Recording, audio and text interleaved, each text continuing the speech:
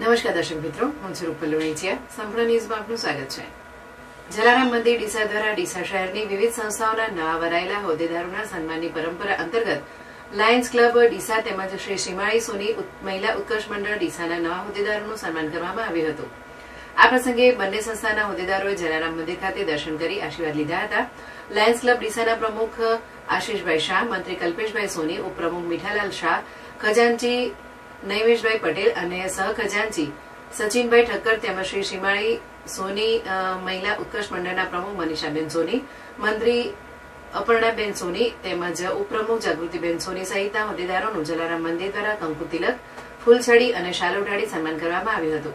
આ પ્રસંગે જલારામ ભક્તો કનુભાઈ આચાર્ય, ભગવાનભાઈ બંધુ, દિલીપભાઈ રતાણી, હિતેશભાઈ સોનપાલ, કલ્પેશભાઈ લાલાભાઈ, નરેશભાઈ ઉડેચા અને ચંદુભાઈ ઇટેડીએ નવા હોદ્દેદારોને શુભેચ્છાઓ પાઠવી હતી. સન્માન બદલ તમામ હોદ્દેદારોએ આનંદ વ્યક્ત કરી જલારામ મંદિર તેમજ જલારામ ગૌ સત્સંગ મંડળ ડીસા દ્વારા કરવામાં આવતી માનવતાવાદી અને જીવદયા પ્રવૃત્તિઓની સરાહના કરી હતી. સમગ્ર કાર્યક્રમનું સમયબદ્ધ સંચાલન ભગવાનભાઈ બંધુએ કર્યું હતું. કાર્યક્રમના અંતે સૌએ ગુરુવારની મહાઆરતી તેમજ ખીચડી કઢી પ્રસાદનો લાભ લીધો હતો.